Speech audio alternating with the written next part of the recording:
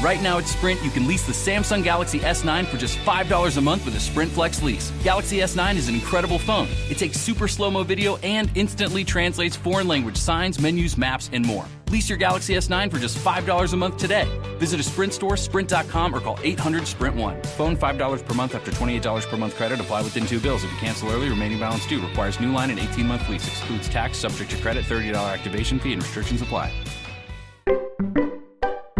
Blog Talk Radio.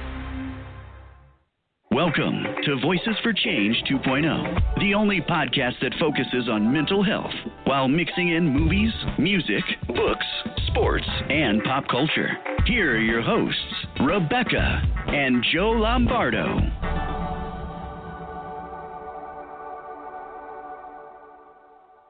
Hey, good morning, and welcome to Voices for Change 2.0 on this very, very chilly morning in Michigan. Yeah, hey there, guys. How's it going? Thanks for tuning in. Hope you're surviving Snowmageddon 2019.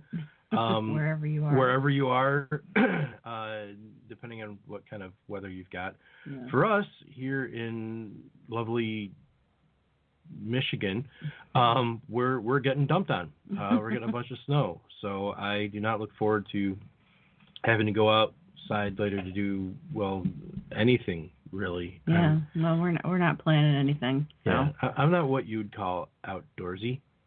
No. So, neither of us are. We're indoorsy. Yeah. I'll have to go out and shovel, but beyond that, I don't anticipate driving anywhere today. I was just thinking as the introduction was playing that we haven't done anything lately with TVs, books, movies, all that good stuff. And I was thinking about, well, first of all, football. Okay. Just football. What happened to all of our teams? They all went kaput, and once again we're stuck dealing with no disrespect to any fans we have in Boston, but we're not big Tom Brady people. I'm not, at least for me, I'm not a big Tom Brady person. So yeah, we're not huge Patriots fans. That said, I respect them because they are a good team. Yeah, definitely. But all I can say now is go Chiefs. Yeah, because they're like our last resort, and they're red. So, ladies and gentlemen, the criteria for my wife's cheering, they're red. Red's my favorite color. Those of you that know me know that well. But, yeah, and for as far as movies are concerned, for Christmas I bought you Venom. You did.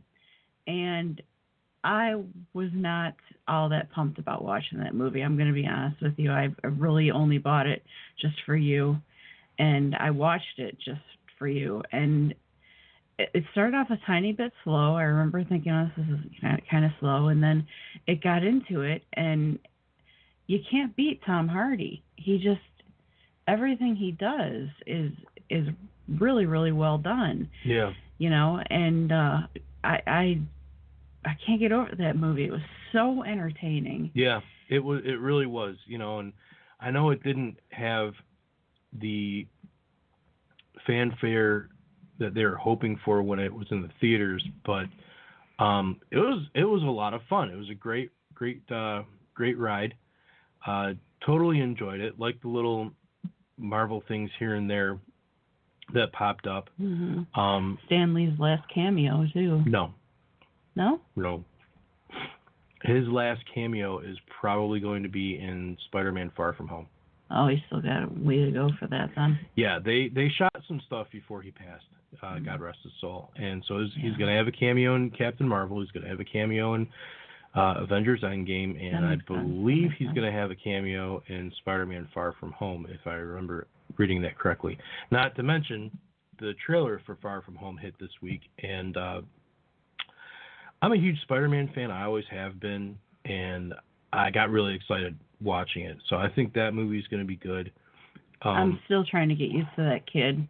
Oh, I think he's great. I think he's the best Spider-Man that they've had. I think it's perfect casting, and I have zero complaints. Well, it took me a while to get used to Henry Cavill, too, and now I love the guy. Yeah. So you know how I am with things. It'll take. I'm sure I'll warm up on him because he and Robert Downey Jr. their scenes together are always really entertaining. Yeah. So that'll probably warm me up on him. But yeah. So anyway, there's our quota. We have talked sports and movies. So we don't. We'll leave TV for next week. Yeah. I can't think of anything on TV anyway. And what's a book? What's a book? What's a book? Okay. All right. So today we whoops, I can't move backwards. The microphone won't hear me. No. Today we have a really exciting show for you. We do. I see this gentleman all over Twitter. He is a prolific Twitterer. Is that a word? I just made it up. Okay, well done. It is now. Well done, you. Well done, you. And he does a lot of really great work. He's a impressive advocate and does just a lot of great podcasts. He is a fellow podcaster. Has a lot of great shows. And we're very happy to have him join us today to talk a little bit about shop. Yeah. Talk shop. And he is from the great country of Canada. Mm-hmm. So, going to give a hearty, how's she going, eh? And with that, please welcome Justin Dickie to the show. Thank you.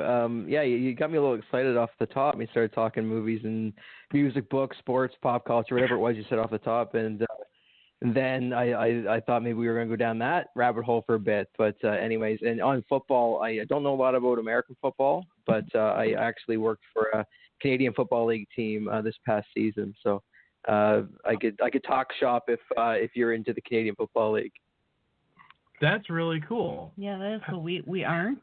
Not, we haven't said out that I'm not going to watch that stuff, but there's just too much to pay attention to over here. So yeah, I will say we have a. You still with us? Yeah, sorry, I said you guys weren't paying attention to the Johnny Manziel hysteria that was up here for a few months.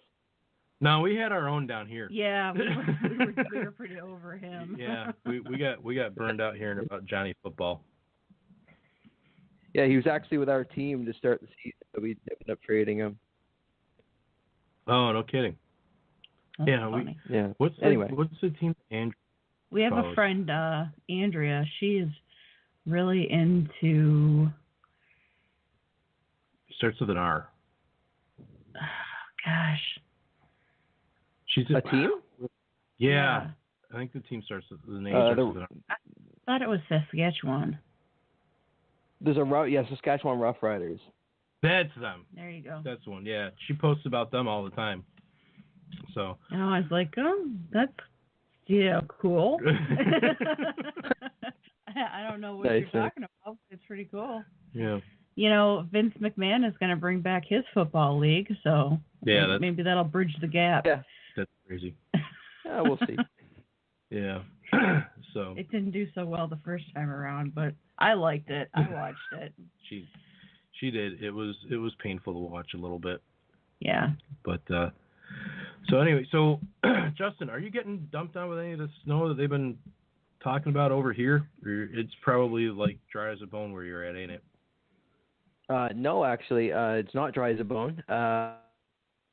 I'm thinking that maybe it's part of the same system.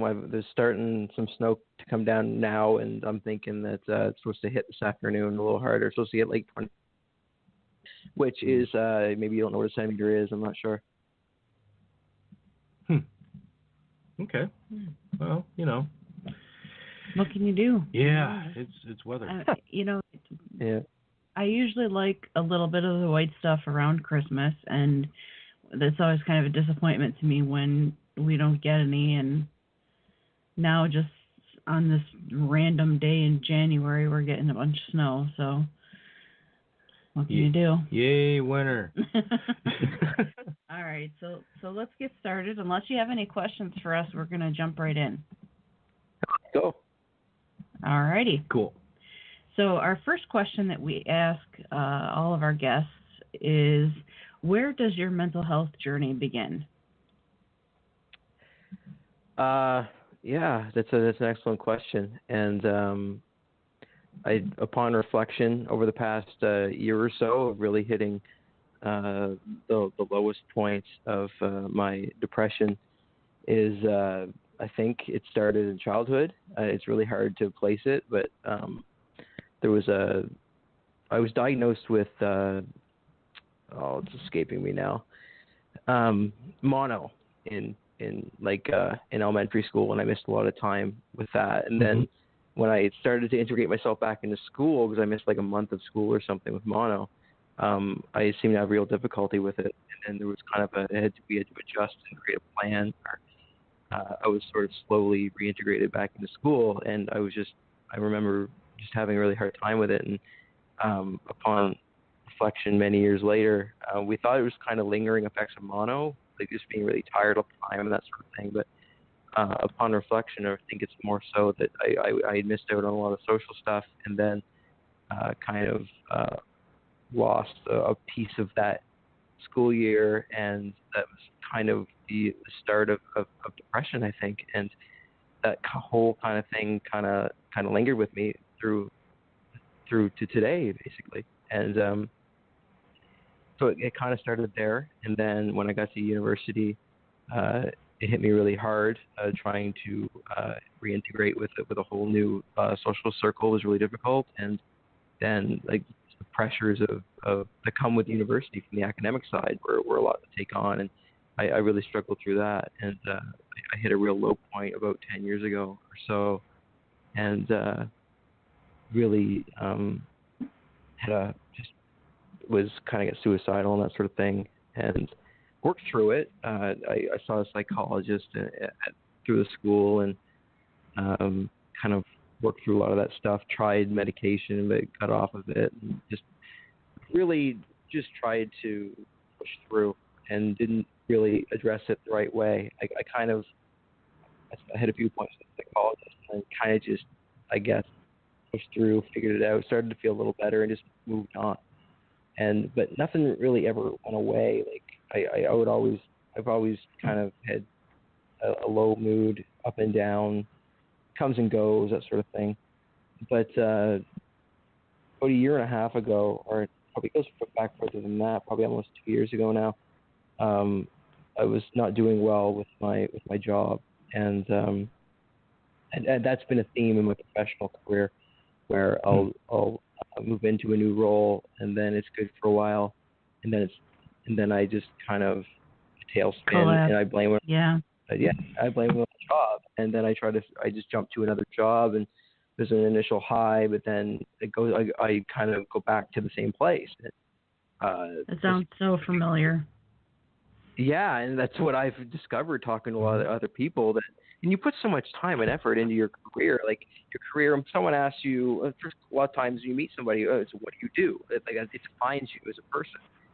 And I put a lot of stock in that it means a lot to me to really take pride in what I do, and enjoy what I'm doing with my life. And time and time again, I find that I'm not enjoying it. So I got to a point about 2 years ago where I decided that, again, in a new role after an initial high, I was kind of like, no, this isn't for me, and started to wonder, like, is it ever going to be for me? And there was kind of a moderate toxicity within the workplace between me and my superiors.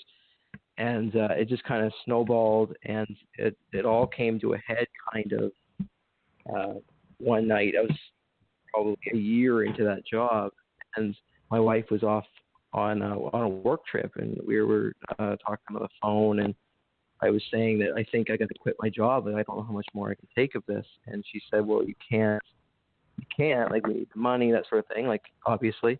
And I just blurted out, I'm going to kill myself. Like, I can't, like, that's where I'm at with it. Wow. Do this anymore, because I literally can't live through it. So at that point, like that was obviously a sign to her clearly that there's more to this. Okay, well, it's not just about money. Okay, so we said, okay, well, we have to address this. So at that point, we're like, okay, we got to go see a psychologist or something and figure out where to go with this. But then what really bothers me to this day upon reflection is that I was still so caught up in stigma and how it would be perceived if anybody were to know about me looking for help, that it took me, I think it was 5 months before I actually sought help and actually did something about it. So, at that point, I eventually went and got help, and then immediately went on sick leave. And when I sought help with a psychologist, he's like, okay, we need to put you off work immediately. And it really affected me to see how seriously somebody took that. It was like, wow, this is much bigger than somebody's taking this seriously, and it kind of hit me like a ton of bricks. And so, anyways, that's, you asked me where it started. It started in childhood, but like where I'm at today is and I'll get to how I started my podcast. But I went off work and worked through that for a few months, and then do you guys know what Bell Let's Talk Day is in the United States? Yes. Yeah, we do. We can always see that.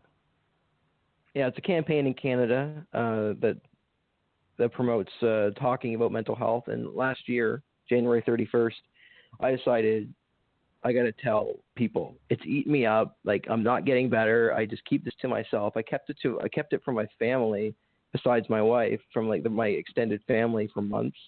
Told them at Christmas, and then about a month later, I said, it felt really good to tell people at Christmas. I got a lot of support, and I think I just need to stop hiding this from everyone. So I just kind of blurted out in a series of tweets on Bella's Talk Day, here's what I'm dealing with. Here's what I've been dealing with, and I'm tired of hiding it, type of thing. And I got like 180,000 impressions or something that day on this series of tweets, and that was really a shock to my system. I was like, wow, and just nothing but love and positivity back from it. I said, that's really cool. Yeah. So it was 2 weeks later, I decided I'm starting a podcast. I wanted to start a podcast for a long time. I'm kind of obsessed with them, and always thought that like the ultimate job for me would be to work in like sports talk radio. So I was like, you know what, let's do it. Let's do a podcast on mental health. The Bella's Talk thing was really positive, and I'm going to continue this. I'm taking it upon myself. This is going to help me, and I'm hoping it'll help others. So because it's going to help me, I felt really, it just struck me as like, I'm going to call this my therapy. The name of my podcast is My Therapy with Justin Dickie. And I always say that the intention is to help me, and if it helps others, great. And that's kind of, I get a real thrill to try and help other people, but primarily I talk about my mental health, my mental illness, and my struggle, primarily to get it off my chest, get it out of my system, and help me. And the after effect has been that it's helped many other people, and that's been really exciting. Yeah, it's funny because a lot of people end up kind of falling into that. It's like, well, I'm going to do this to benefit myself, help myself, and everybody's journey is different, obviously, and you do what works for you. But it's funny, like we saw it with Beck's book. She wrote, excuse me, I have a case of the coughs today. She wrote her book mainly as a piece of therapy for herself to get off her chest some of what she needed to get off her chest and tell her story, and ended up helping, just a bunch of people, and we were shocked, and it's like, well, let's see where else this can go. And, that's kind of where our podcast came from, is like, people would ask our advice on different things, and being married and all that. And so we're like, well, let's do a podcast. And I was actually going to be on a podcast, and I talked to that person about trying to do a podcast ourselves, and it kind of developed from there. So, I'm happy with how far we've gotten, and the topics, and just having people, especially like you, Justin, that are an inspiration. Exactly. And getting the feedback that we get from people all the time, is just, it's great because you feel like you're really contributing. As you know, there's a great community on Twitter, and everybody's super supportive. It doesn't surprise me, actually, that you got the response that you did when you had your posts on Bell Let's Talk Day. And, it's like I said, it's a great community. So knowing the support is out there and then drawing that attention to this kind of support for people that don't know where to get it from or how to go about it, it's just a matter of opening your mouth and saying something, and boom, there's like 50 people. Hey, you're not alone. Stuff like that. Yeah, I'm still amazed too. The thing that strikes me to this day, like you said, Rebecca, that I'm amazed by it, is that there's this incredible community online, specifically on Twitter, that is so supportive of this mental health conversation. And what alarms me is how long it took me to notice it and to actually take something from it, that I was so caught up in my own mind and to a point where I was suicidal. And and once I started talking about it, it was like, wow, why didn't I know about this sooner? Yeah. It's funny you mention that, because you know what I think of, and this is, I apologize for the simplistic nature of what I'm about to say, but it's kind of like when you buy a car, okay? You buy a car, you buy some certain model, you buy, I'll use our car for an example. You buy a Ford Focus, right? And you don't pay attention before you own that Ford Focus. And the second you buy that Ford Focus, you're seeing Ford Focuses everywhere. Yeah. And you're like, oh my God, there's one, and there's one, and there's one. And, it's just funny because once you open your eyes to a certain situation, you start to realize, wow, there is so much of this already out there. And, I get, you're like, why didn't I notice this before? Well, you weren't focused on that at the time. And one little thing can completely change everything you perceive.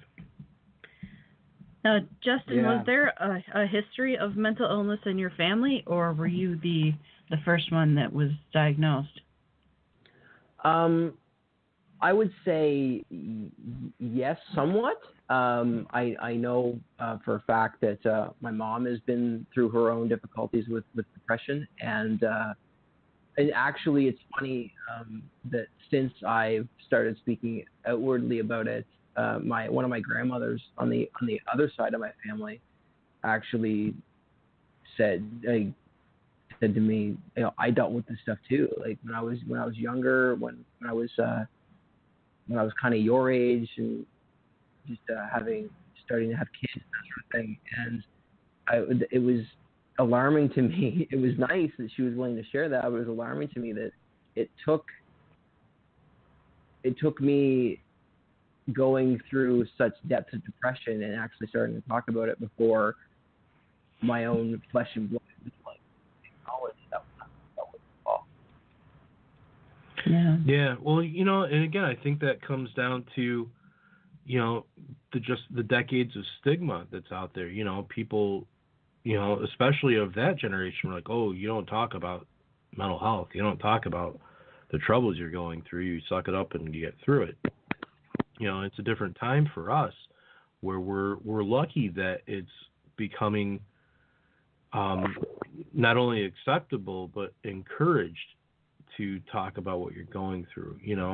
I think it's great that you inspired her to say something to you about it, and it helps you get a little bit more of a history, and because family history with health is always very, very important.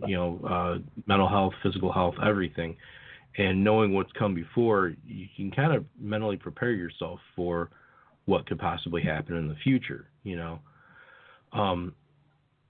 So yeah, that's great. I feel bad that it took that to have family members say something to you, but at least you inspired them to where they could, you know.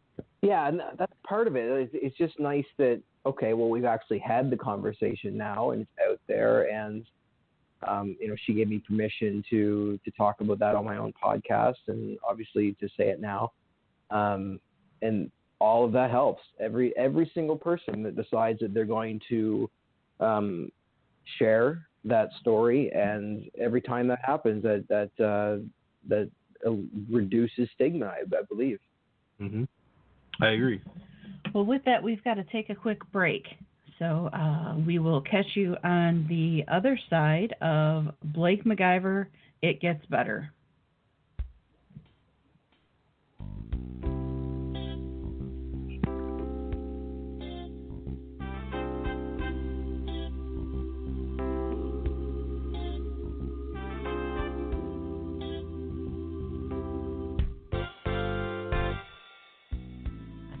Child without a friend. I see a soul who thinks it's the end. A broken will's the hardest thing to mend. But try to understand. I know you're hurting. I can see your pain. But you've got a future where there's no more.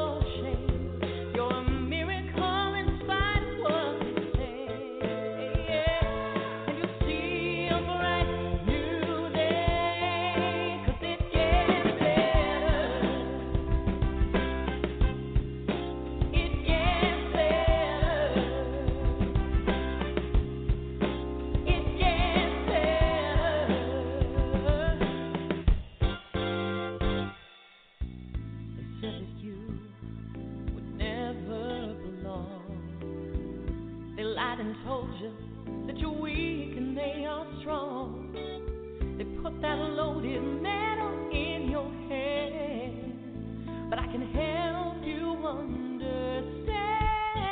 Yeah, I know you're hurting. I can feel your pain, but you've got a future where there's no more shame. You're a miracle in spite of what you say, yeah. And you'll see a brighter.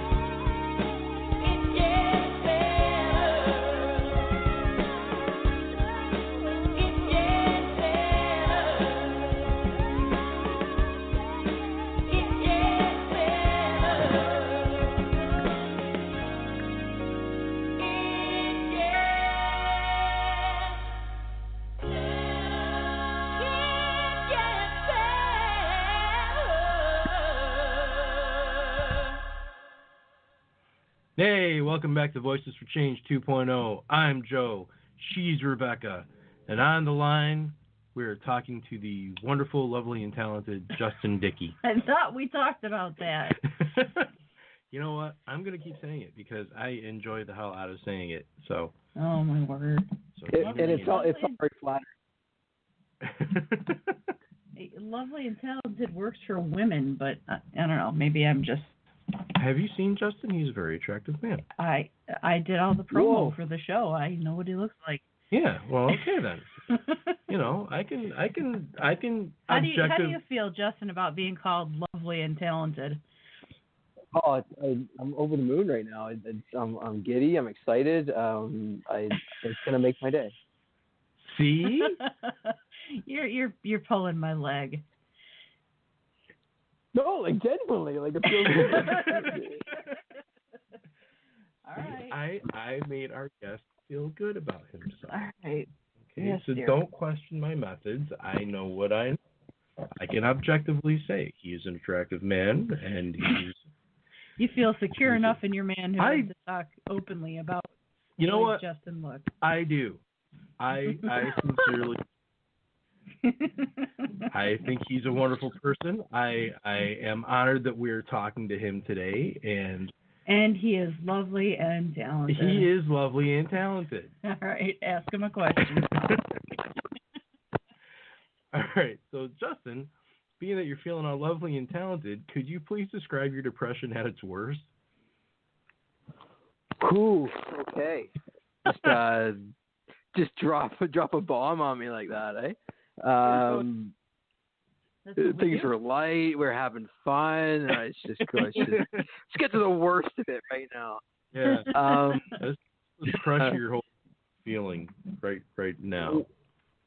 Well, sorry. The question was, what did the worst of my depression look like? Yes. Yes. Well, I had 2 hospital stays. One was in late February, early March of 2018. That was the first one, and that was a tough time. I was in the hospital for 11 days in that stint. And then I had a pretty strong upward trajectory out of that. I got on the right medication and kind of I actually got that job that I was mentioning up the top with the Canadian Football League team, and things are going well. And then somehow I lost it. It was over the summer. I was seeing a psychiatrist to manage my medications, and I said there was one medication I was on. I take one at night called Seroquel I get mainly to help keep and manage mood. And basically, I was like, this drug that I'm taking, like, it's great, but like when I wake up in the morning, I have an awful time like trying to get out of bed, and like the whole point of trying to get help with my depression was to get out of bed. And now I want to get out of bed. I have a purpose to go to a job that I enjoy, but I can't. I not that I can't, but I really struggle to get out of bed because of the fatigue that I feel when I wake up in the morning because of this drug. So the psychiatrist was like, okay, we'll wean you off of it. So that's what we did. And over a matter of probably a month of being off it completely, I completely nosedived.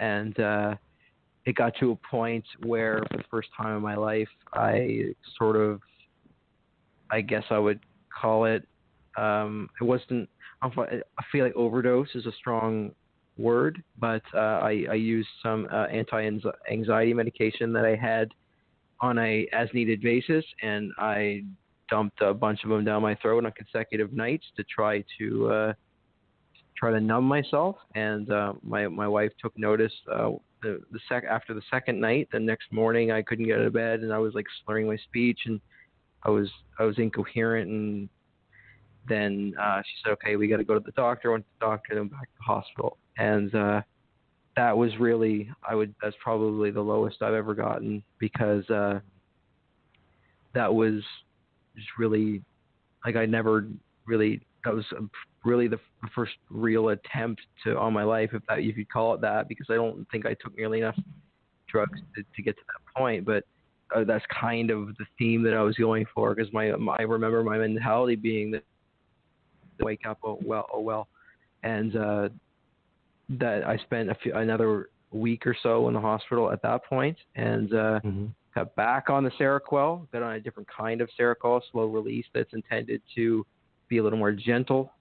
And I take a low amount of it, but it's enough to make sure I get a good night's rest, and I can get myself out of bed in the morning. So that's that point, the second round in the hospital. And to really drill it down for you, I just remember a moment where I was so frustrated. I was like banging my head off of the headboard of the bed in the hospital room, just completely frustrated with the situation I was in and the lack of support I felt I was getting at the time, and whether or not that was legitimate or not, I was caught up in my own mind. But I just remember that moment being like, this is the worst moment of my life. But like I said, we got on the right medication again. Things have been good since that. Oh, that's good. Yeah. I take Seroquel also. I have for more than 20 years. Unfortunately, I know what you're talking about with the sleepiness. It varies night to night for me, whether or not I sleep or get up the next morning feeling exhausted or not. But I've discovered that I can't. I mean, I could probably do it. It's incredibly unpleasant to wean myself off of it because I've gained quite a bit of weight on it, unfortunately. And I tried to wean myself off of it a few summers ago, and I was so violently ill. I swear I thought I was dying. It was just horrible. She had really bad withdrawal symptoms. And, you know, the other thing that was messed up, too, was there was a psychiatrist that she had seen at one point that he was very, I don't know how I want to put it. You had to go and see him no matter what, and you know he would withhold your prescription for you, knowing that you were on this medication that if you were off it, you would go through horrible withdrawal symptoms and whatnot. Yeah, and say you had an appointment with him and you had to reschedule it for something, he wouldn't call the prescription in if you were out. Yeah. And there were a bunch of times where she was stuck going through withdrawals until we were able to get in to see him, you know, and that was one of the many reasons why we stopped going to this guy. I don't want to get into all of it, but that was a big part. So are you still on Seroquel now, you said? I am. So after my hospital visit, thankfully, I actually had the same in-hospital psychiatrist as I had the first time I was there, who put me on the original Seroquel. So he said, we'll put you on. He understood my concerns about the drowsiness. He said, well, we'll change it to slow release. So I think that has been a difference maker. I think I'd prefer to be off of the Seroquel at some point just because it still makes me pretty drowsy in the morning. But understanding what happened the last time I went off of it, I need to be under heavy supervision. Yeah. To do that. Sure. At this point, I take a slow release, and it's just 50 milligrams. It's a small dosage, just enough to regulate my sleep. Really, I take it. The key is to take it early in the evening, so I usually take it around 7 o'clock, and then by 10 or whenever I'm going to bed, I'm ready to go to sleep. Mm-hmm. Do you have to take it on an empty stomach? Because that's what Beck has to do for it to fully work for her. No, it doesn't matter. Okay. Yeah, if my stomach's completely empty, it will knock me the heck out. But if I've eaten something and then I take my medication, it's like nothing works. Yeah. So that's a really frustrating experience. Yeah, the first version of it that I was on, if I took it in 20 minutes, I could hardly walk. Like it was so intense. Yeah. Well, this one's better. I'm on 1,200 milligrams right now. Oh, yeah. I'd sleep for a week on that. Yeah. Yeah. So, thank you for sharing that. I know it's not the most fun thing to talk about, but I know that. Again, it's sometimes drawing attention to, well, this is what I needed to go through. It can help other people. So thanks for sharing. Exactly. It's uncomfortable to talk about. I don't like talking about it.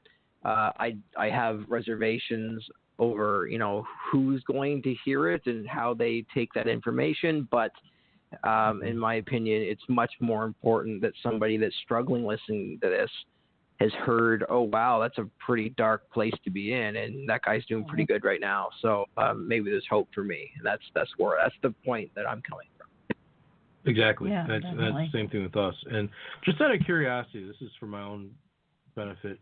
Are you still working with that football team, or have you moved on to something else? No, actually, I've kind of reflected on this recently, and it's actually an interesting kind of turn of events for me.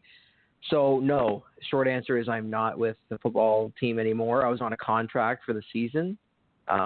So my contract ran out in December.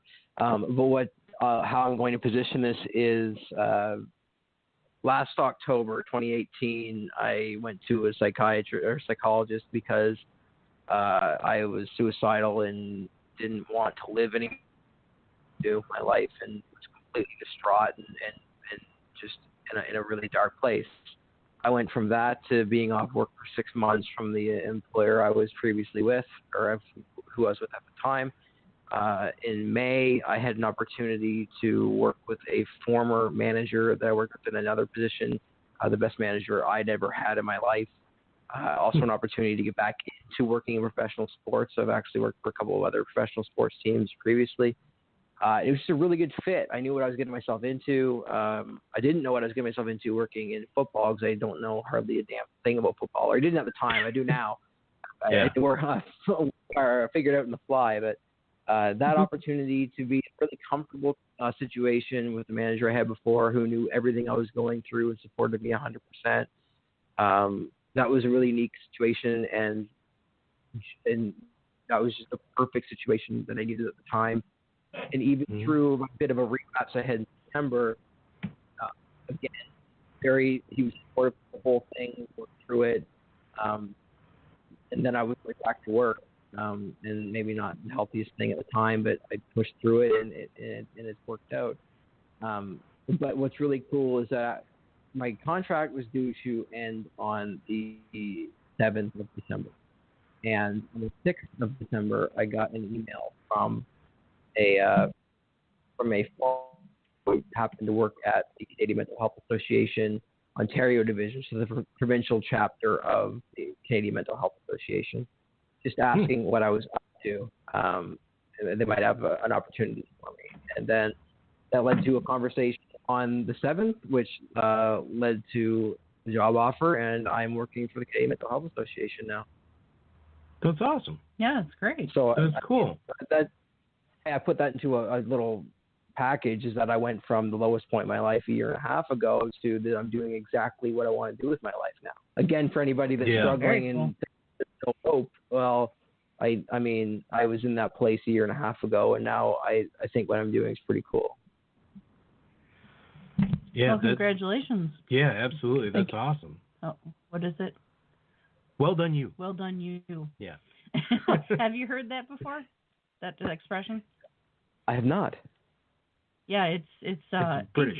It's English, and I actually got one. I was on an English podcast last week, and I was talking, and one of the girls that was running it said, "Well done, you," and it's just such a charming.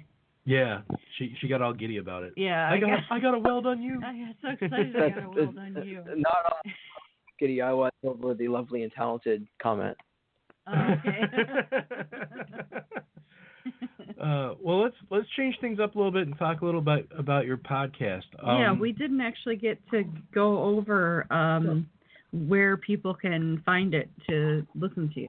Yeah, so where can they tune in?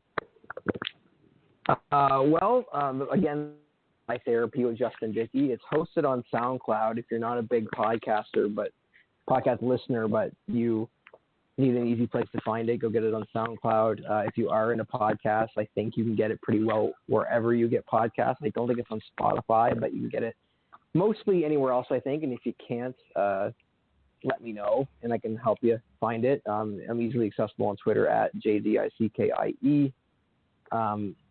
But yeah, in terms of where you can get it, it's pretty well wherever you get your podcasts. Cool. Again, it's called My Therapy, right? My Therapy with Justin Dickie. You got it. And what type of guests do you feature? Well, I obviously everybody's mental health related. I started the podcast as I'm just going to tell my story. So if you go back and listen to it from the beginning, which I'm not going to do because I'm certain that the quality is awful, but to get the context of my story, in my first episode, I outline where I'm coming from and where I'm at the time last February.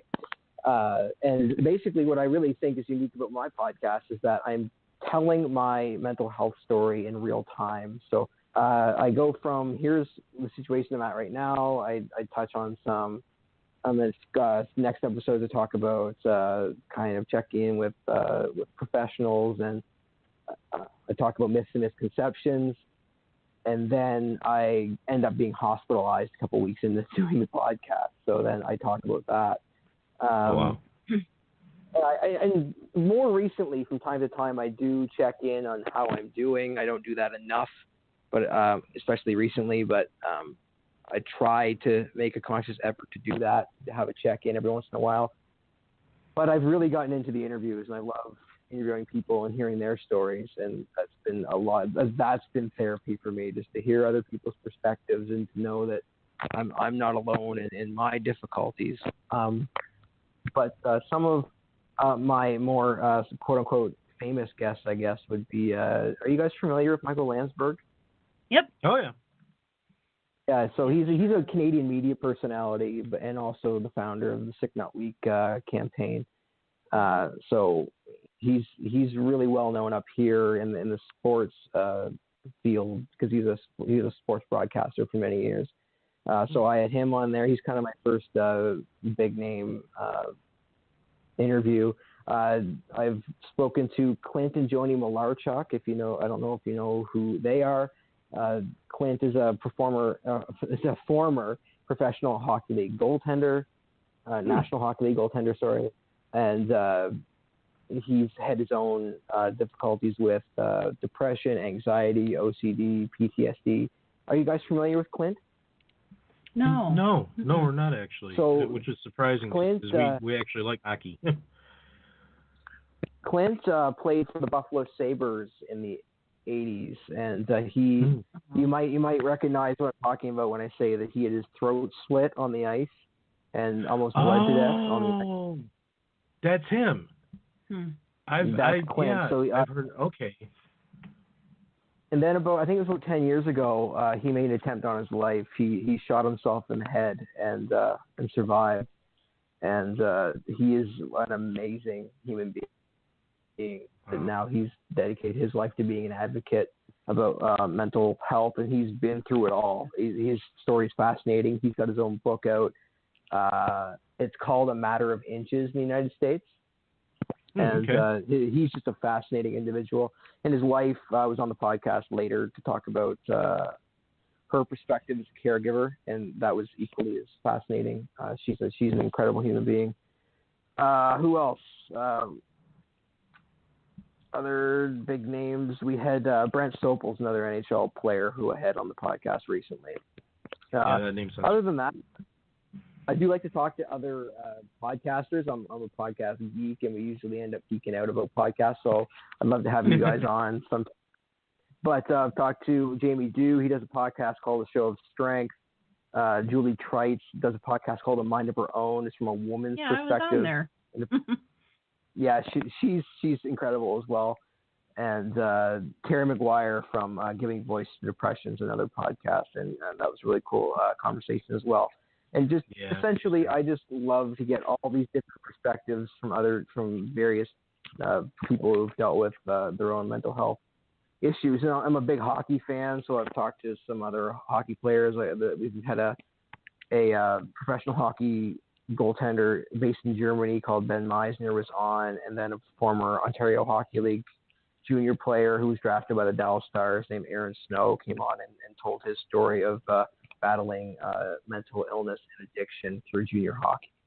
So yeah, just if you're into sports, I'd recommend my podcast. And besides that, I do have varied guests. My most recent one is with a peer support worker named Dave Kilgannon, who works for the branch of the Canadian Mental Health Association here in Ontario, and even that one's there. I love every interview I do, to be honest.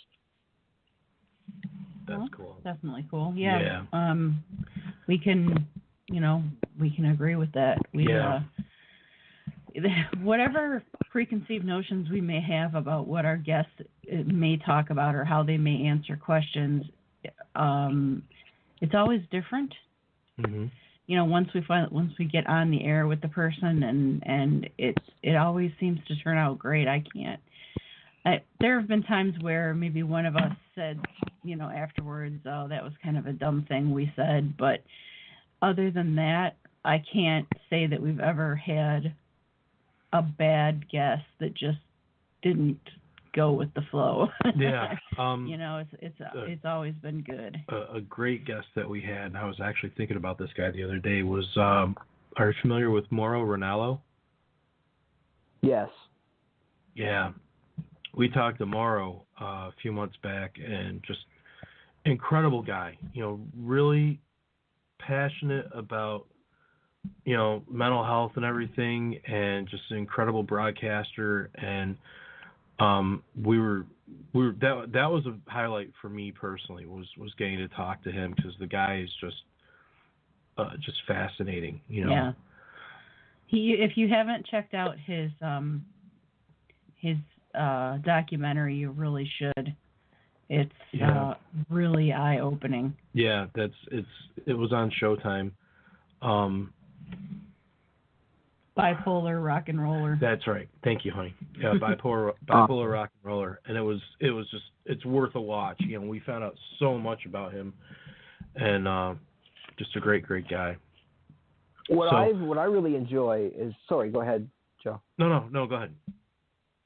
I was just going to say, what I really enjoy about some of these podcasts that I've done is that I try to find people from time to time that have a following or who are known, and try to almost brag about the idea that, hey, I've got this person who's important on my podcast. But then there's a lot of interviews that I've done that are from people who you've never heard of, but are some of my favorite interviews. For instance, and I'm not a religious person by any stretch of the imagination, but my episodes 41 and 42 are with a local chaplain named Michael Boyer, and the conversation was so fascinating that we had to break it up into two parts, because there were two very distinct different topics we wanted to talk about. One of them was about his work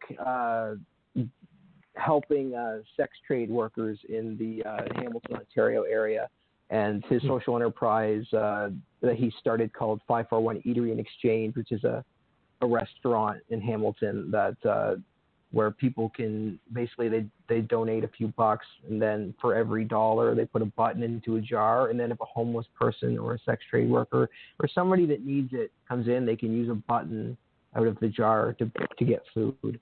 And so that was the first part, and we went an hour on that, and we're like, okay, well, we want to talk about your chaplaincy work as well. So then we had him back, and we talked about more of his religious work, working with the military, working with a local junior hockey team, and just how his work in chaplaincy relates to mental health. And I got to tell you, it was those two parts to that podcast were some of the most enlightening conversation I've had in my entire life. And if you're gonna try my podcast for the first time, I might start there, because it's just an incredible conversation. That's really cool. Yeah. And that's awesome. It's awesome when you have a conversation stuff like that. Yeah. We got this stuff like that where it's somebody you've never heard of, but they've got this incredible story. I love it. Yeah, it's a good feeling when you have a conversation like that where it's just an inspiring thing all the way around. I think I want to check that show out. Those shows out when I get a chance. 41 and 42, you said? Yeah. Okay. Yeah, I'm definitely gonna check that out. Well, we are getting down to the wire here where we're going to have to say goodbye shortly, but I did want to get from you what you plan, what are your goals for 2019? What do you think is ahead for your podcast and whatever else you might be getting involved with?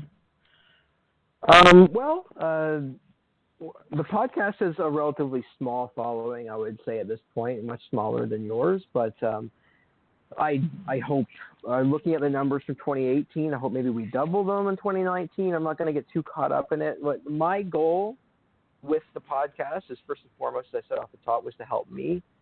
But the secondary goal is obviously to help other people.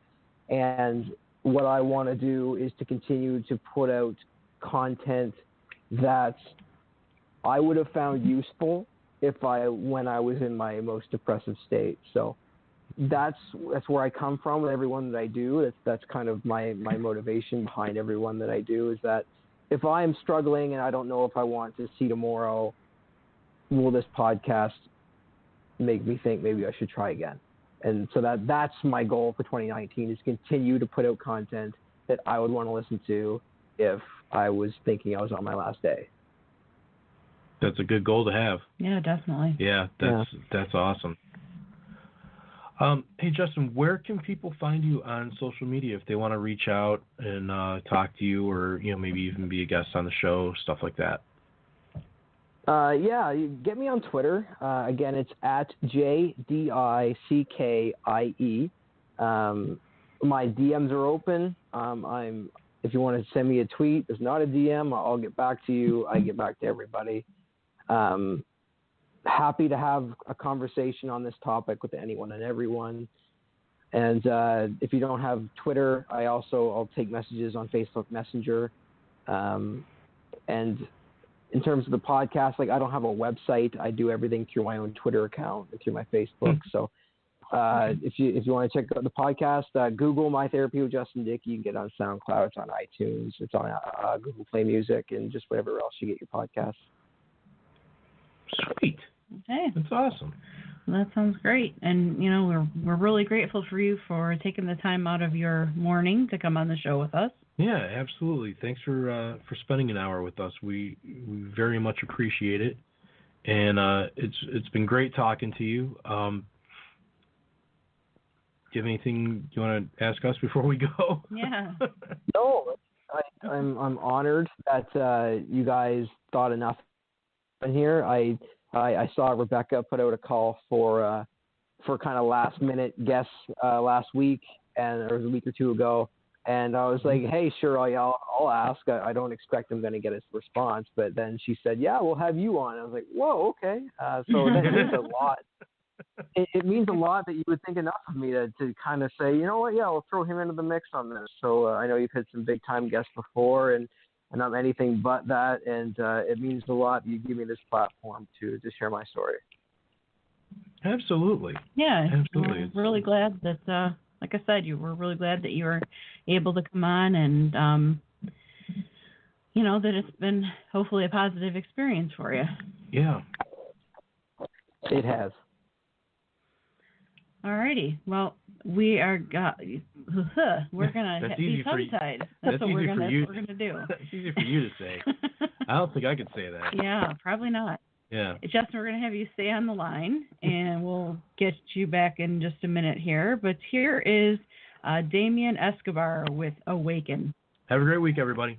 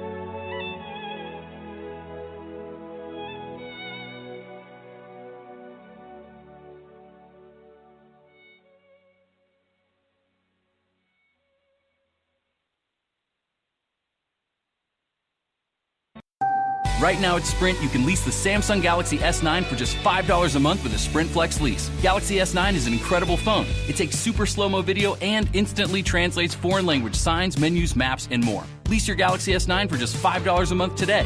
Visit a Sprint store, sprint.com, or call 800-SPRINT-1. Phone $5 per month after $28 per month credit. Apply within 2 bills. If you cancel early, remaining balance due. Requires new line and 18-month lease. Excludes tax, subject to credit, $30 activation fee, and restrictions apply.